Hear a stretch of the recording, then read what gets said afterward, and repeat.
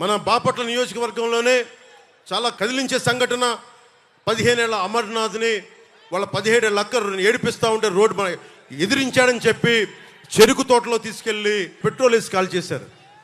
ఈ రోజున జగన్ రాయి పడింది జగన్కి గాయమైతే రాష్ట్రానికి గాయమైందని మాట్లాడుతూ ఉన్నారు. 15 ఏళ్ల అమర్నాథ్ అడ్డంగా కాల్ చేస్తే 15 ఏళ్ల అమర్నాథ్ నిర్దాక్షిణ్యమైన పసిబిడ్డ చెరుకు తోటలో తీసుకెళ్ళి కాల్ చేస్తే రాష్ట్రానికి గాయం అవలా. 30,000 మంది ఆడపిల్లలు అదృష్టమైతే రాష్ట్రానికి గాయం అవలా. గాయమైందంట. అదేంటి చిత్రమో పాపం. ఎప్పుడు ఎలక్షన్లు రాగానే ఆయనకి ఏదో ఒక గాయం జరుగుతుంది. కరెక్ట్గా ఎలక్షన్ ముందే ఎవరో ఒకరు చచ్చిపోవడం లేదా చంపేయడం. అంత హై సెక్యూరిటీ సిఐఎస్ఎఫ్ ఉన్న వైజాగ్ ఎయిర్పోర్ట్లో 2019కి కోడి కత్తితో గాయం చేశారంట అక్కడ. సరే, మనందరం ఏం చేసాం? దేవరకొండ బాలగంగాధర్ తిలక్ చెప్పినట్టుగా, కొడవగంటి మనకి కుటుంబరావు గారు చెప్పినట్టుగా మనందరం మధ్యతరగతి మనుషులు. మనందరికీ ఏంటంటే అధికారం ఉన్నోడు డబ్బున్నోడు ఏమి చేసినా దానికి ఒక నైతిక భాష్యం ఇస్తాం. పాపం కాకినాడలో ఉండే ఒక మాఫియా డాన్ ఎవరిని కత్తితో పొడిచినా పాపం ఆయన ఏ పరిస్థితుల్లో పొడిచారో పాపం చంపేశారు. వైఎస్ వివేకానంద రెడ్డి గారిని ఏ పరిస్థితుల్లో పొడిచారో తెలియదండి మాకు. 30,000 మంది ఆడపిల్లలు అదృశ్యమయ్యారని పాపం జగన్ గారు ఏం చేస్తారండి పాపం. ఇది సగటు మధ్య తరగతి మనం చేసే తప్పు. ఇది మన హక్కులు మనం తెలుసుకోవట్లేదు. జగన్కి గాయం అయితే రాష్ట్రానికి అయ్యా గాయం. జెడ్ కేటగిరీ సెక్యూరిటీ ఏం చేస్తుందా? మీ జెడ్ కేటగిరీ సెక్యూరిటీ చూసుకోరా మీరు? మరి చంద్రబాబు గారి మీద రాళ్ళు కొట్టించినప్పుడు రాళ్ళ వర్షమే కురిపించారా మీరు? అప్పుడు ఏమైపోయినాయి? అప్పుడు రాష్ట్రానికి గాయం జరగలేదా? అంటే మీ మీద ఇంత గులకరాయి పడితేనే గాయం అయిపోయినట్టు. ఏమో ఎవడు చేశాడో నా సంతాపం నాకు బాధ కలుగుతుంది. నన్ను అడిగారు ఈ రోజున స్టేట్మెంట్ ఇవ్వమని చెప్పారు మా పార్టీ వక్తలందరూ. సార్, జగన్ గారికి ఇలా దెబ్బ తగిలింది అంటే నన్ను ఏం చేయమంటారన్న? ఆయనకి కొంచెం మీరు త్వరగా కోలుకోవాలని ఇవ్వంటే ఏమో అది నిజమో అబద్ధమో నాకేం తెలుసు. అతనే ఇలా టప్పని కొట్టేసుకున్నాడేమో ఎవరికి తెలుసు? తెలియదు కదా. ఎందుకంటే కరెంటు పోయింది, దండలు ఉన్నాయంట.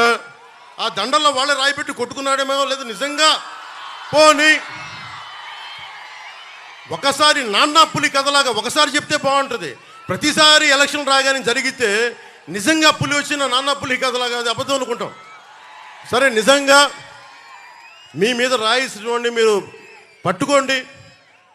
ఎదురుగా పొడిచిన వ్యక్తినే ఈ రోజు వరకు మీరు పట్టుకోలేదు. జైలు నుంచి అతను బెయిల్ ఇప్పించారు 5 సంవత్సరాల తర్వాత. కోడి కత్తి వ్యక్తినే. ఈ సెంటిమెంట్ డ్రామాలు దయచేసి ఆపండి. ఈ నాటకాలు భరించలేకపోతున్నాం. నేను వచ్చేటప్పుడు నా మీద బోల్డెన్ రాళ్ళు పడతా ఉంటాయి. మనకి పిఆర్పి టైంలో నేను ఖమ్మం వెళ్తా ఉంటే నా మీద రాళ్ల వర్షం. మా వాళ్ళందరికీ మోకాళ్ళు ఇరిగిపోయినాయి, నాకు ఈపుల మీద రాళ్ళు పడ్డాయి. ఆ రోజున చెప్పుకోవడానికి మీడియా కూడా లేదు.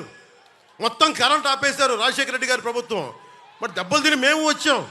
నా స్టేజ్లు కూల్చేశారు. కాదు, నేను ముఖ్యమంత్రి కొడుకుని కాదు కదా, ముఖ్యమంత్రిని కాదు కదా. మన కథలు ఎవరికి తెలియవు. జగన్ గారికి ఇంత రాగానే అయ్యయ్యో ఎంత బాధ జరిగిపోయింది. అయ్యయ్యో పాపం. అమర్నాథ్ని తిరుగు తోటలో కాల్ చేస్తే పాపం లేదు. అది వైసీపీ వాళ్ళకి పట్టదు.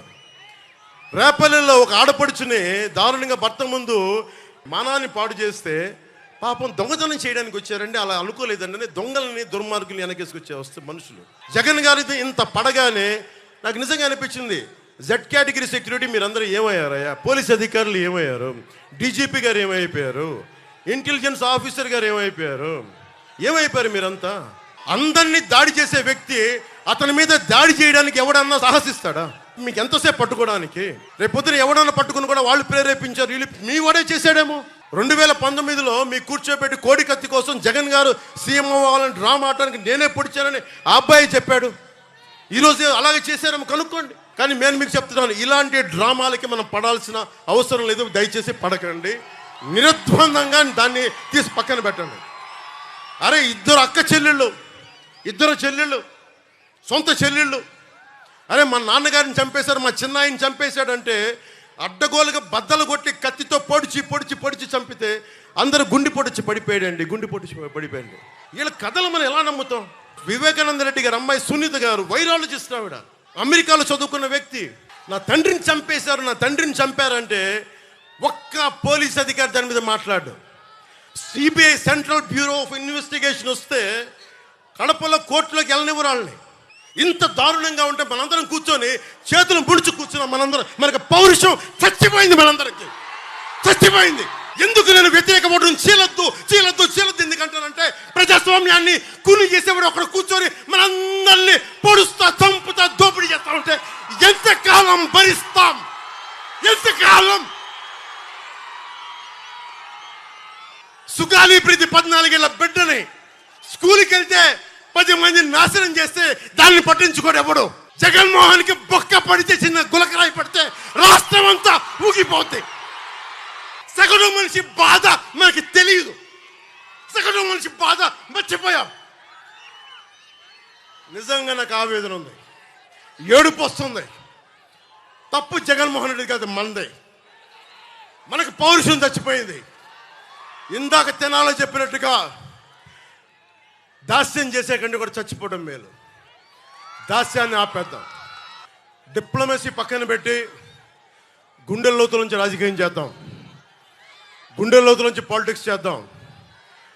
మనం ఎవరం కులాలకి ప్రాంతాలకి దాటి గుంటూరు వినుకొండలో పుట్టిన జాషువా ఆయన స్ఫూర్తితోటి విశ్వనరుడి స్ఫూర్తిని తీసుకెళ్తే తప్ప ఈ ప్రభుత్వాలని మనం మార్చలేం. నేను మీ ఇంట్లో బిడ్డని, మీ సోదరుణ్ణి, మీ ఇంట్లో వాడిని, మీ స్నేహితుడిని. మీరు నన్ను నమ్మి కూటమిని గెలిపించండి, ప్రాణాలు దారబోసేస్తాను మీకోసం. 10 సంవత్సరాలు ఏ పదవి లేకుండా కేవలం తిట్లుని బూతులనే తింటూ గడిపాను. ఒక్కసారికి చిన్నపాటి విజయం చూపించండి. జనసేన, పవన్ కళ్యాణ్, తెలుగుదేశం, బీజేపీ కూటమి ఎలా పనిచేస్తో ఒకసారి రుచి చూడండి. బూతుల వైసీపీ, దోపిడీ వైసీపీ కాకుండా నిర్మాణాత్మకంగా ఉండే కూటమి ఎలా పనిచేస్తో మీకు అండగా ఉంటుందని తెలియజేసుకుంటూ, hello AP, hello AP, hello AP, జై హింద్.